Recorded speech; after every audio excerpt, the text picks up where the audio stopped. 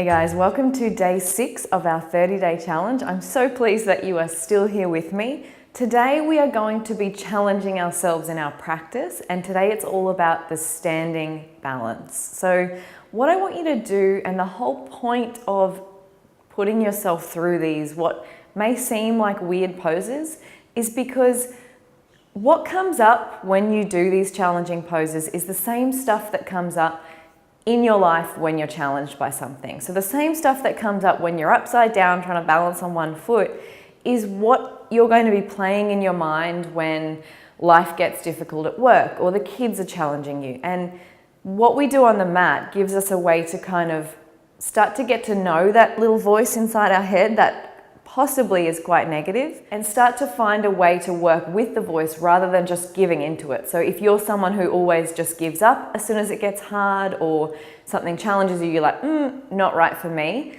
Let's explore what happens if you take a breath and stay a little longer, because that in life is usually where the good stuff happens. If something's challenging you, it's usually challenging you for a reason. And if you can just take a breath and get past it a little bit, usually you find so many rewards just from getting through that little challenge. All right, so we're going to start fairly simply. We're going to start in tree pose. So just at the ankle, or if you're feeling quite balanced today, you could go below or above the knee, or you could come right up to the top of the thigh. So you find where is right for you. If you're pregnant, you're welcome to find the wall, because of course we don't want to be falling over it all. And then bring the hands to heart. Draw the shoulders back and down. Just really press that standing leg into the mat. So this in itself, if you haven't done much yoga, might be a huge challenge for you. So just notice what's coming up. Are there any particular phrases or words that are going through your head as maybe you're wobbling all over the place? Maybe you're looking at me standing here, and this for me now is quite comfortable. I kind of stand here and wash up with one leg up. Maybe you're comparing, maybe you're getting into that judgment mode. All right, so stay exactly where you are. I'm going to turn this way just so that we can work through our next pose, which is Warrior 3. So as you inhale, gently draw that right knee off, bring it into the chest. So keep pressing down strongly through that standing leg. If you're wobbling all over the place, just get back up, breathe, and keep moving with us. As you exhale, send the leg all the way back. So ideally you're getting to parallel here, but it doesn't matter if you can't get all the way there. If you like, the hands can come to the hips and you can stay here. If you're pregnant, I wouldn't be going any further. If not, you can extend the hands forward or back and just breathe here. And then slowly release the hands to the mat. The left fingertips find the floor, and we keep lifting that back leg up behind us. Inhale the right to the sky, so maybe starting to get the wobbles here.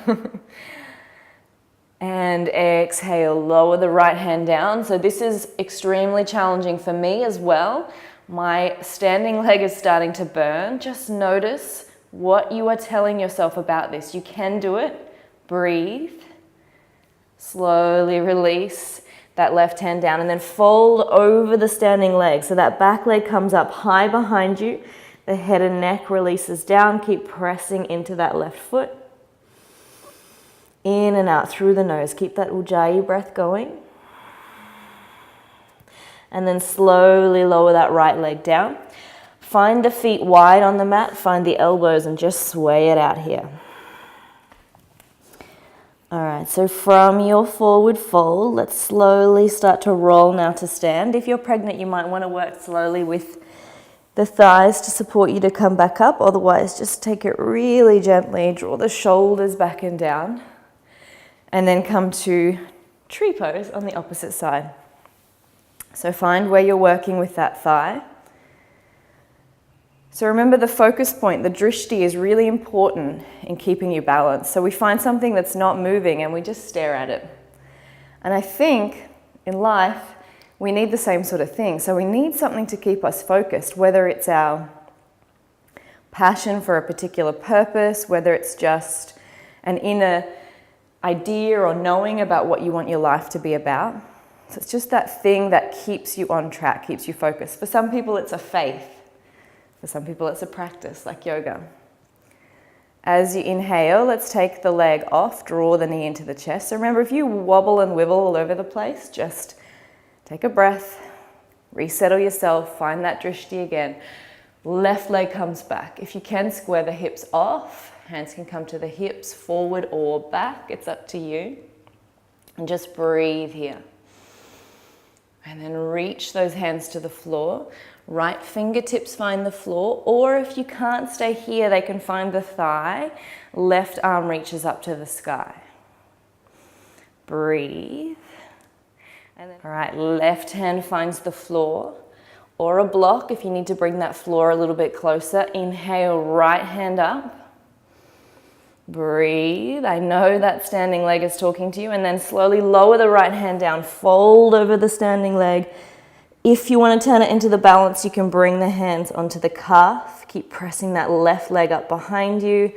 And then exhale, forward fold down. Take the feet nice and wide. Completely release through the torso and just sway it out here.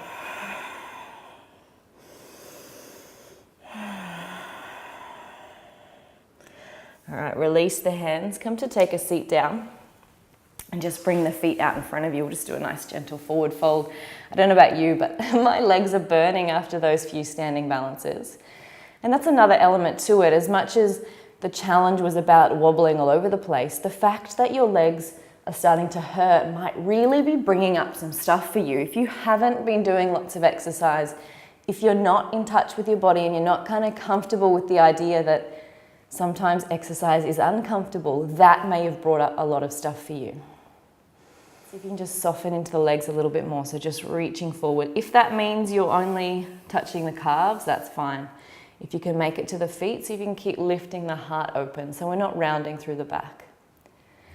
And then gently release the legs into whatever position is comfortable for you, and just take a seat.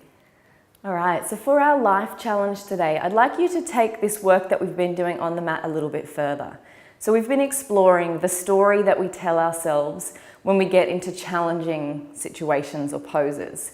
So I'd like you to examine whatever it is that you are trying to do in this challenge, so that life challenge that you've probably been putting off. What is the story around that? So why have you been putting it off? Why is it not something that you already do every day? You wouldn't be doing it in this challenge if it was something that came easy to you, because it wouldn't be an issue. It would be like, that's just what I do. But if it's, say, an art project or something that you've always wanted to do, but you've never allowed yourself the time, or you've let it slide since having kids, what is the story that you're telling yourself around that? And I use the word story rather than excuse, because it's deeper than an excuse. An excuse is kind of just like this flippant thing we make, whereas I think the stories we tell ourselves around what we do and why we do them have a deeper level of meaning for us. They're to do with the way we were raised, they're to do with the people in our lives, our society, all of these things. So let's examine the story a little bit today.